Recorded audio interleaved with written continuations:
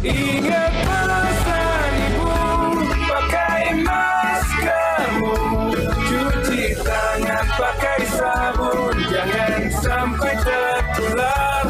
Ingat selalu pesan ibu, jaga jarakmu, hindari kerumunan, jaga keluargamu.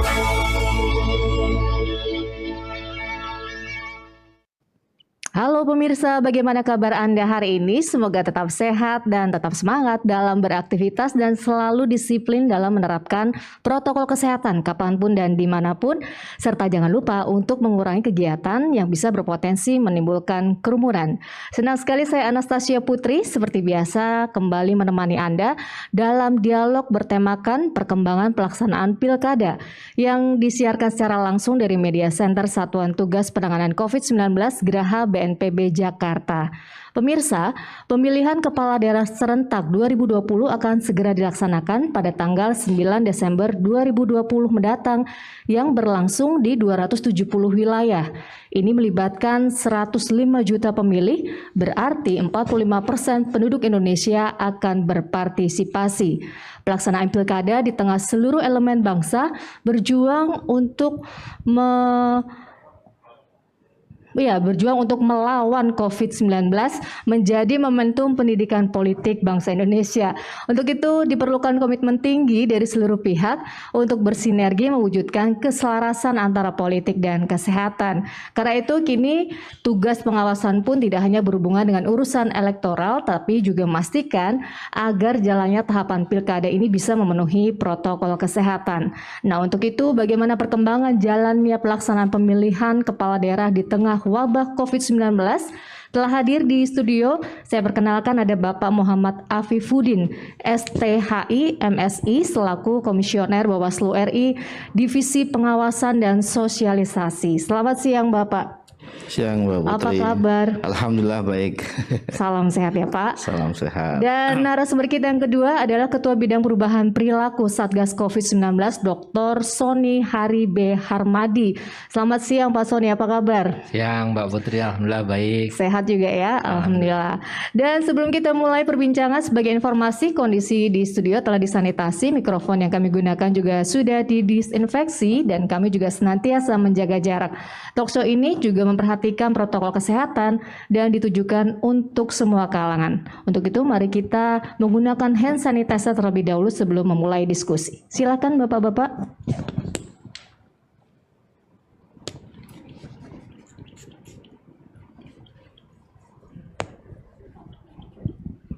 Baik, terima kasih. Nah, pertama-tama saya mau bertanya ke Pak Afif terlebih dahulu nih Pak. Bagaimana Pak sejauh ini pelaksanaan pilkada di daerah, terutama di masa pandemi ini? Ya Mbak Putri, Mas Sony dan teman-teman sekalian, sebagaimana kita tahu tidak lama lagi sekitar 2 minggu kita akan melakukan pelaksanaan pilkada di 270 daerah. Nah, tahapan yang sedang berlangsung saat ini adalah tahapan kampanye. Memang banyak sekali adaptasi yang dilakukan terkait protokol kesehatan yang tadinya tidak ada urusannya dengan pilkada, sekarang mau tidak mau harus kita perhatikan. Nah, di antara yang paling menonjol adalah pengaturan tentang kampanye misalnya. Biasanya di kampanye rapat umum yang mestinya bisa digelar tanggal 22 sampai tanggal 5 Desember besok itu dihilangkan. Pertemuan yang sifatnya kampanye tatap muka diperbolehkan hanya yang mematuhi protokol kesehatan dan juga jumlahnya hanya 50 orang maksimal. Nah, tetapi fenomena yang terjadi memang kelihatannya metode kampanye yang masih menjadi kesukaan para kandidat masih tatap muka, sehingga kami senantiasa menarik data yang dilakukan jajaran kami pengawasan di daerah. Fenomena tatap muka yang dilakukan itu berapa kali dalam 10 hari itu senantiasa meningkat datanya. Nah, ini tentu pengingat dini buat kita semua. Kita sampaikan ini ke publik juga sebagai bagian dari pengingat lanjutan agar pada tahapan selanjutnya hal-hal yang sifatnya tatap muka dan seterusnya itu meskipun boleh dengan ketentuan-ketentuan khusus, Yang paling penting adalah bagaimana kita sebisa mungkin menghindari, atau kalau kemudian tidak bisa dihindari, protokol kesehatan harus benar-benar diterapkan. Nah ini padahal Bapak sendiri juga sudah atau dari Bawaslu sudah menerapkan bahwa harusnya kampanye secara online ya Pak. Nah berarti kalau ada pertemuan atau kampanye tatap muka ini termasuk jenis pelanggaran salah satunya. Kalau dorongan atau pilihan metode kampanye dengan menggunakan media sosial, daring memang iya, tapi kampanye tatap muka tetap dibolehkan, hanya maksimal di 50 orang peserta, kemudian dengan protokol kesehatan yang ketat. Nah, saya ingin menyampaikan data-data kampanye tatap muka yang terjadi, dan ini kan sesuatu yang harus dihindari tadinya. Pertama misalnya ada 9.189 tatap muka di antara 26 September sampai 5 Oktober. Dan dari situ kita dapatkan misalnya pelanggaran protokol kesehatannya 237, kemudian surat peringatan kita kasih ke 70 pertemuan dan 48-nya pembubaran kampanye. Jadi kami juga melakukan pembubaran kampanye. Tren selanjutnya 6 Oktober sampai 15 Oktober itu 16.468 tatap muka seluruh Indonesia yang terjadi. Pembubarannya 35, surat tilang ya, karena mereka melanggar kita tilang begitu 233 surat ini Mas Sony. Kemudian selanjutnya 13.646, mungkin slide sebelumnya ini, itu yang kita bubarkan 25. 26 sampai 4 November 16.574, 33 kita bubarkan.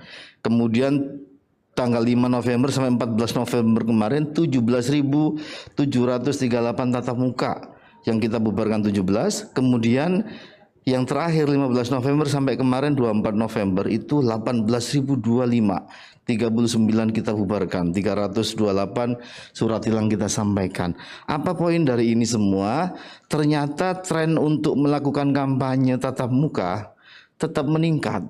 Nah, tentu ini malah menjadi perhatian kita benar bagaimana agar kalaupun ini terjadi, prokes harus benar-benar diterapkan, karena potensi-potensi yang tidak kita inginkan sangat mungkin terjadi. Itu potret kampanye karena tahapan itu yang sedang berlangsung. Kalau begitu jenis-jenis pelanggaran pada saat pilkada ini apa saja Pak, dan sanksinya apa? Nah, kalau kemudian ada praktek kampanye yang terjadi itu melanggar, kalau dari sisi prokes ya, karena ini diatur dalam PKPU, kami memberi peringatan lisan, kemudian peringatan tertulis yang 300-an tadi. Setelah kita kasih peringatan tertulis, 1 jam setelahnya mereka tidak bubar, maka kami dengan kepolisian, dengan Satpol PP akan membubarkan pertemuan tersebut. Dan yang kita bubarkan sudah banyak sekali juga.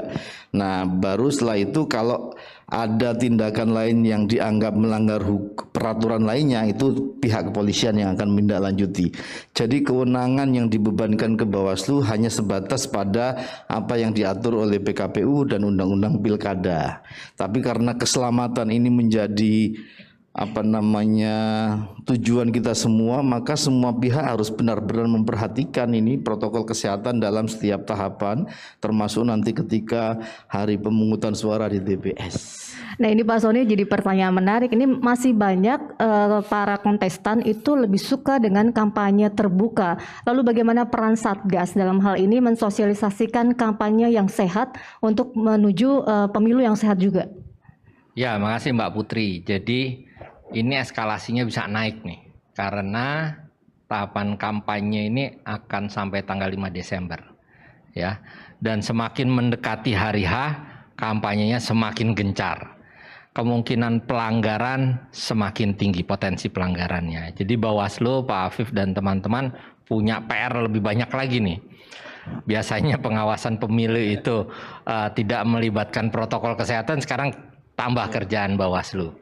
Nah, kemudian kami sudah mengamati ada 13 kabupaten kota yang akan melaksanakan pilkada, dan mereka ini berada dalam risiko tinggi. Nah, risiko tinggi ini tentu kalau terjadi pelanggaran protokol kesehatan, potensi terciptanya klaster pilkada ini akan besar. Alhamdulillah sejauh ini dengan pengawasan Bawaslu yang baik, belum ada nih, dan jangan sampai ada lah klaster tahapan pilkada ini. Nah, jadi kita melihat ada 13 kabupaten dan kira-kira ada 180 kabupaten kota yang risikonya sedang. Ya. Nah, untuk itu kami sudah memetakan daerah mana saja yang risiko tinggi, daerah mana saja yang risiko sedang, dan kami mencoba menambah personil di sana. Kami punya per hari ini sudah 40.422 orang duta perubahan perilaku. Dari 40.000 tadi, kami melakukan perkuatan pada daerah-daerah yang risiko tinggi. Perkuatan pertamanya seperti itu. Jadi besok juga akan dipercepat sehingga masyarakat di daerah risiko tinggi itu lebih sadar ya bahwa mereka untuk pilkada kali ini juga harus jauh lebih hati-hati. Itu yang kami lakukan. Lalu kemudian seperti yang kita lakukan hari ini, kita mulai dalam 2 minggu ke depan nih akan secara terus-menerus melakukan kampanye pilkada sehat. Intinya pilkada yang tidak berisiko. Kalau sampai pilkada ini berisiko, wah itu bahaya. Satu lagi sebetulnya Mbak, setelah pilkada ini selesai, itu di bulan Desember ada pilkades, pemilihan kepala desa. Wah itu kalau kita tidak antisipasi dengan baik, makanya begitu tanggal 9 pencoblosan itu belum selesai itu karena masih penghitungan suara. Apalagi nanti kalau ada yang protes pengerahan massa dan seterusnya. Wah jadi kita masih punya risiko-risiko tinggi sehingga masyarakat harus secara terus-menerus kita ingatkan. Bahkan juga kalau tidak salah ada beberapa kandidat yang juga positif COVID ya nih Pak Afif. Iya, ada beberapa yang meninggal, ada yang positif sebelum melakukan debat kandidat juga ada. Jadi ya memang ini situasinya tidak bisa kita prediksi. Penyelenggara juga ada meskipun jumlahnya tidak banyak banget begitu, tapi pasti ada. Dan sebenarnya semua jajaran kami, Mbak Putri, itu juga harus melakukan tes kesehatan dulu sebelum melakukan kerja-kerja pengawasan. Katakanlah semua TPS itu nanti ada pengawas kami yang 1 orang, kemudian petugas KPU-nya 7+2 yang keamanan itu jadi 9 orang, itu semua harus melakukan rapid di seluruh Indonesia yang menggelar pilkada. Jadi sejatinya benar kata Mas Sony tadi bahwa pilkada ini ketika dilakukan di saat wabah, maka pekerjaan KPU sebagai tim teknis penyelenggara bertambah, pekerjaan Bawaslu untuk memantau objek pengawasannya bertambah. Dulu nggak ada urusannya pilkada dengan masker, sekarang jadi ada urusannya. Kalau ada pemilih datang ke TPS pakai masker, itu nggak boleh masuk karena akan mengancam teman-teman kita yang penyelenggara atau pemilih yang ada di sekitaran TPS. Dan ini menurut saya harus kita percepat edukasi apa yang kita sebut perubahan perilaku. Nah ini penting sekali. Bagaimana masker ini kita dorong menjadi gaya hidup. Ya sesuatunya bisa jadi masih baru, masih butuh adaptasi, tapi ini harus senantiasa kita kampanyekan. Nah, kalau dari catatan Pak Sony, apakah sudah muncul adanya klaster-klaster baru dari sisi kampanye karena banyaknya yang melakukan kampanye secara terbuka atau tatap muka? Sejauh ini belum, alhamdulillah. Ya, jangan sampai lah. Makanya Bawaslu ini harus gesit, memang harus lincah dan dengan jumlah orang yang terbatas ya. Gini, kampanye terhadap sedikit orang itu mengakibatkan frekuensi kampanye jadi lebih banyak. Ya, dia harus ketemu 50 dibanding 200 sekaligus, dia harus 50 berkali-kali kan. Jadi itu juga menyebabkan akibatnya pengawasannya menjadi lebih rumit, lebih banyak. Nah, kemudian juga kita juga mengusulkan sebetulnya ini Pak Afif dan teman-teman KPU untuk menghindari kerumunan kan jumlah TPS bisa ditambah ya. Kalau jumlah TPS-nya sama dengan kondisi normal, pasti terjadi kerumunan atau potensi terjadi kerumunan juga akan tinggi. Jadi kita berharap dengan kondisi yang ada ini, alhamdulillah belum ada klaster baru dari kampanye. Kalau untuk Pak Afif, ini kan tadi Pak Afif sebenarnya ada himbauan untuk dilakukan pelaksanaan kampanye secara online. Nah, untuk menghindari kerumunan. Lalu bagaimana implementasinya di lapangan? Apakah pihak dari peserta pilkada ini sudah siap? Iya, data kami menunjukkan dalam setiap 10 hari yang data kami tarik tidak pernah lebih dari 100 orang jenis kampanye online yang dilakukan pasangan calon, minimal yang didata tim pengawas.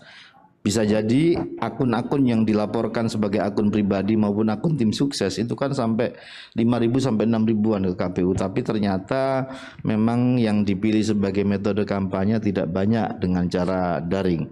Saya ingin menanggapi apa yang disampaikan Mas Sony, ini penting.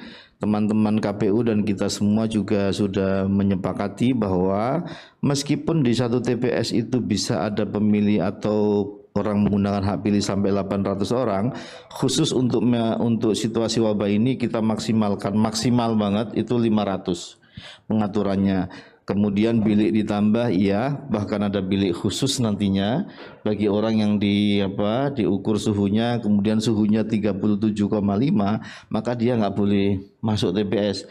Biasanya di bilik yang ada di samping pintu masuk, sehingga dia menggunakan hak pilih di bilik khusus itu, termasuk protokol-protokol kesehatan yang lain, cuci tangan dan lain-lain itu juga nanti akan terjadi di semua TPS. Kalau dari sisi pengawasan secara online bagaimana Pak? Karena kalau online itu biasanya rawan dengan munculnya adanya hoax ya. Nah, antisipasinya seperti apa? Kami sudah ada Memorandum of Action dengan Kementerian Kominfo dan juga KPU dan para platform di bawah koordinasi Kominfo. Ada 300 sekian akun yang melakukan kampanye ujaran kebencian dan hal-hal yang dilarang dalam kampanye di media sosial. Kalau saya tidak salah sekitar 120 atau 180-an kita rekomendasikan untuk di take down, dan ini sudah dilakukan. Jadi memang kadang-kadang metode kampanye di media sosial, kalau akun yang dipakai oleh pasangan resmi atau akun resminya itu baik-baik semua, tapi akun-akun atau ya status-status nggak jelas ini yang agak repot, kadang-kadang ngadu domba kanan kiri dan seterusnya. Ya, apa yang bisa kita lakukan sinergi dengan kementerian atau lembaga terkait yang menangani hal ini sudah kita lakukan ya. Sudah ratusan yang harus kita take down untuk tidak menyebar ke hal-hal yang tidak kita inginkan, semacam provokasi, isu-isu sara dan lain-lain yang memang itu dilarang dalam kampanye. Nah, kalau untuk Pak Sony, kalau kita bicara tadi kampanye tatap muka tidak bisa dihindari, apa saja protokol kesehatan jika memang harus terpaksa melakukan kampanye tatap muka? Tidak hanya kampanye sebenarnya, karena sebentar lagi juga sudah mulai masuk ke pilkadanya sendiri. Protokol kesehatannya seperti apa? Jadi yang pertama sebetulnya seluruh peserta wajib menggunakan alat pelindung diri, ya. Tapi alat pelindung diri itu kan macam-macam, minimal masker. Nah, jadi masker adalah salah satu alat pelindung diri. Terus yang kedua, dilarang untuk melakukan kontak fisik. Tapi di lapangan itu kan susah kadang-kadang ya. Apalagi karena 50 itu biasanya di dalam rumah ya. Terus kemudian karena ngomongnya berapi-api, itu dropletsnya banyak. Terus kemudian karena orang di dalam rumah banyak, sirkulasinya menjadi buruk, risiko penularannya menjadi tinggi. Nah, jadi kami sebetulnya sudah mendorong juga agar berhati-hati dengan menjaga jarak yang cukup. Nah, cuma kalau kita lihat kan faktanya menjaga jarak tuh 10 cm itu serasa 1 meter ya. Terus diminta untuk membawa alat tulis masing-masing ya, tapi faktanya juga kadang-kadang di lapangan masih ini. Terus setelah acara panitia harus mensterilisasi peralatan yang digunakan. Lalu kemudian wajib mencuci tangan dengan sabun atau hand sanitizer sebelum melakukan pertemuan. Nah, cuma kadang-kadang tidak ada ininya juga tempat cuci sabunnya ya, atau tempat cuci tangannya. Nah, itu beberapa hal yang intinya sih, yang namanya protokol kesehatan sederhana 3 kan, pakai masker, jaga jarak, jangan menciptakan kerumunan, lalu mencuci tangan atau menggunakan hand sanitizer. Itu saja. Nah, cuma memang di lapangan ya, karena dilaksanakan berkali-kali dan dalam jumlah yang banyak, ini menjadi lebih berhati-hatilah. Tapi alhamdulillah kelihatannya kesadaran itu sudah sangat baik, dan yang paling penting menurut saya adalah para paslon. Paslon ini harus betul-betul memastikan bahwa di lokasinya melakukan kampanye itu betul-betul aman dalam artian mematuhi protokol kesehatan. Nah, Pak Afif, tadi saya sempat bertanya ke Pak Afif. Pak Afif juga turun langsung ke lapangan gitu ya, memantau bagaimana pelaksanaan pilkada di daerah. Lalu dari catatan Bapak, kira-kira daerah-daerah mana saja yang banyak pelanggarannya atau malah mungkin bisa dijadikan inspirasi bahwa daerah ini protokol kesehatannya sangat bagus? Ya. Mbak Putri, awal-awal kita mengukur juga data dari teman-teman Satgas, misalnya kita ingin melihat apakah jenis kampanye tatap muka yang tinggi di suatu daerah itu berbanding lurus dengan peningkatan orang yang terpapar gitu. Awal-awal kita petakan seperti itu. Misalnya ketika Maret segala macam, Kalteng yang tinggi dan seterusnya.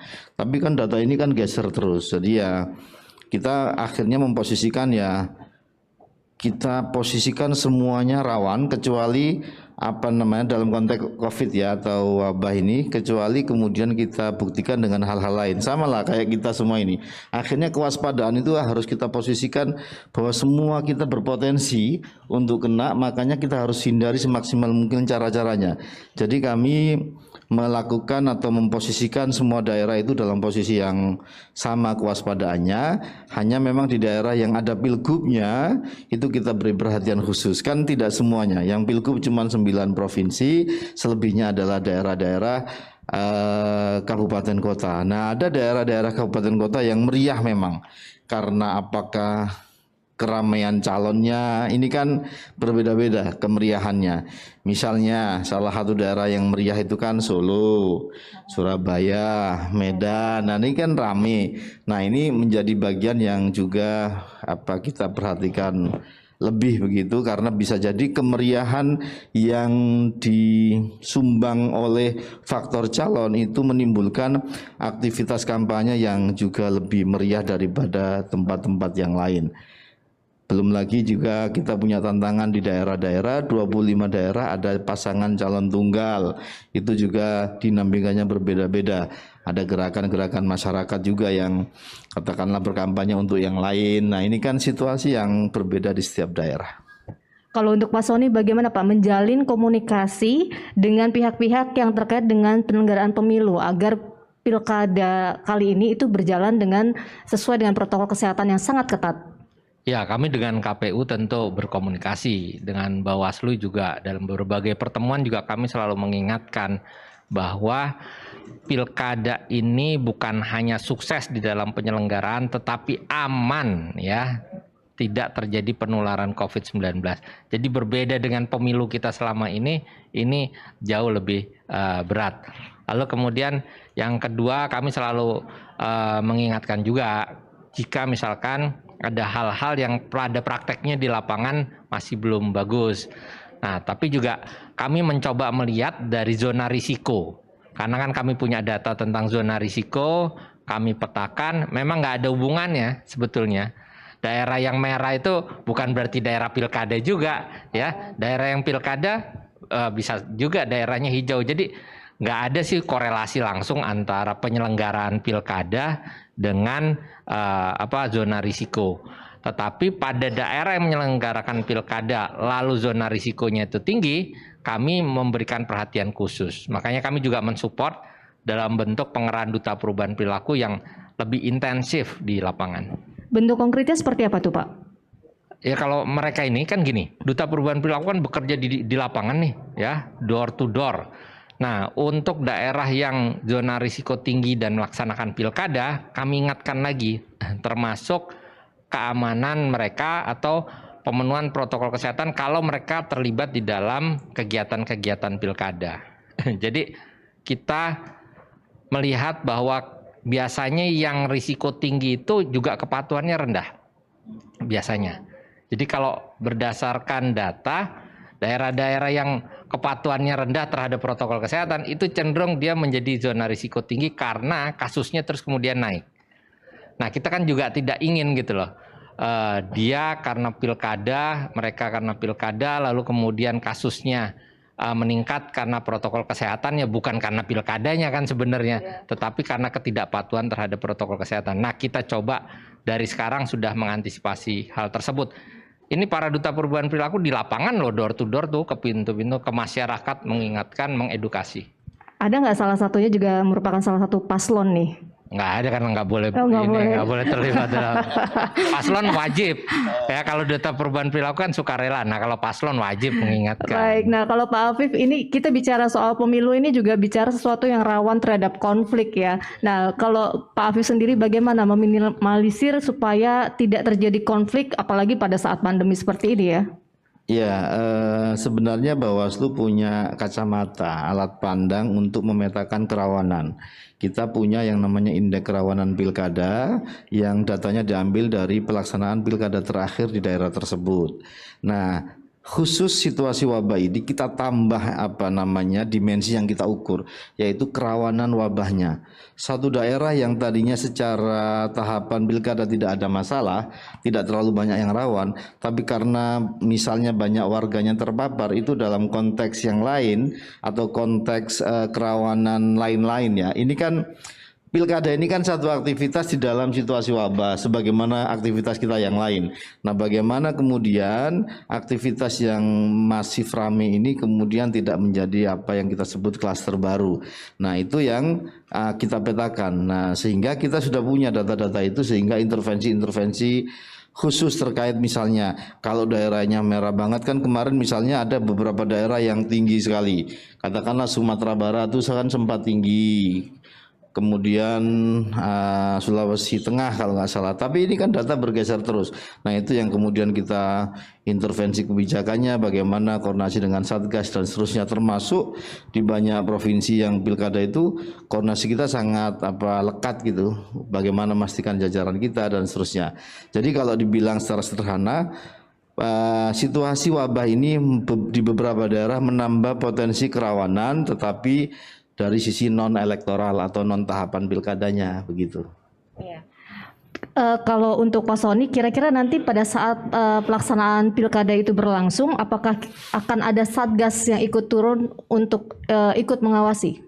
Satgas daerah ya, Iya. Nah, tentu. Jadi satgas daerah ini kan punya punya tugas untuk memastikan penanganan COVID-19 di daerahnya. Penanganan COVID-19 itu dari hulu sampai hilir, dari upaya pencegahan sampai upaya penanganan. Jadi tentu teman-teman Satgas daerah ini juga sekalian mengingatkan bahwa penting sekali peran teman-teman Satgas daerah untuk memantau pelaksanaan pemilu, memitigasi risiko-risiko yang ada. Karena gini, pemilu pilkada ini ya, itu berbarengan dengan musim hujan. Ya, kalau terus kemudian masyarakat yang antri, pemilih yang antri kemudian kena hujan, maskernya basah, siapa yang tanggung jawab ya? Terus kemudian bagaimana menyediakan maskernya? Jadi harus dimitigasi semua tuh risiko-risiko yang ada, sehingga kita bisa memastikan bahwa pelaksanaan pilkada di seluruh daerah Indonesia ini aman, berjalan dengan aman.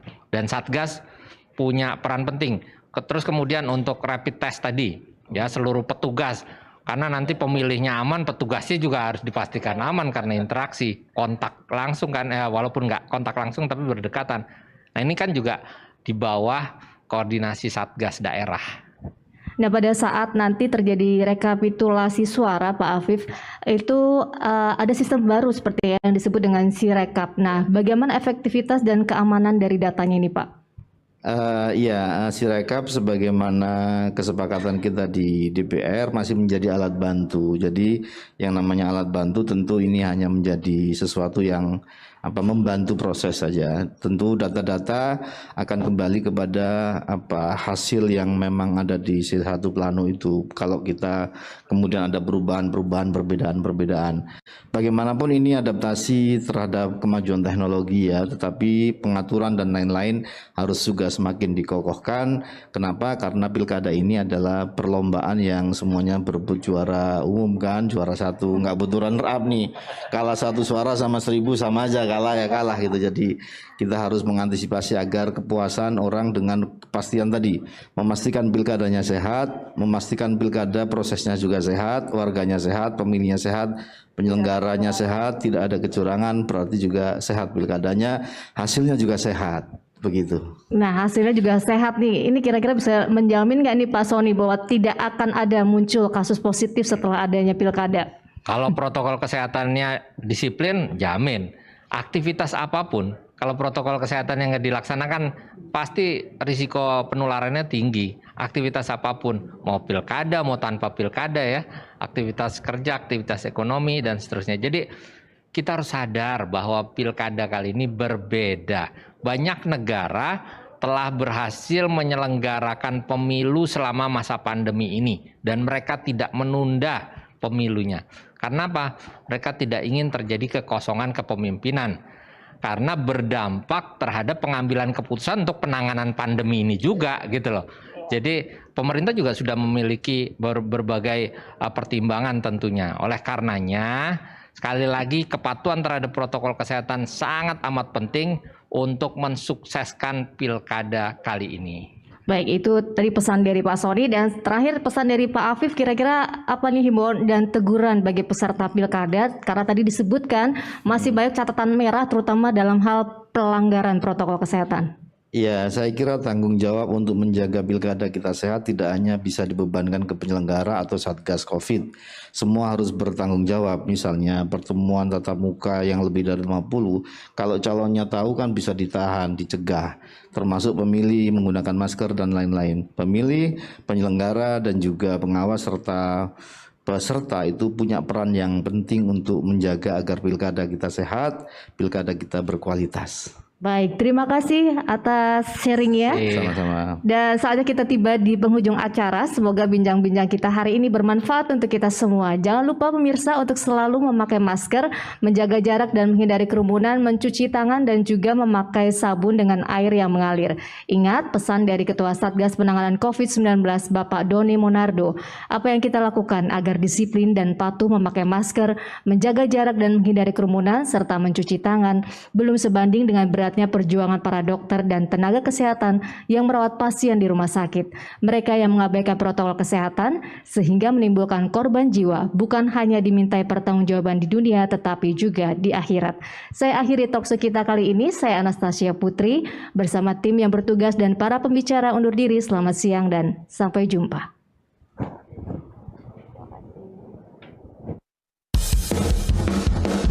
Ingat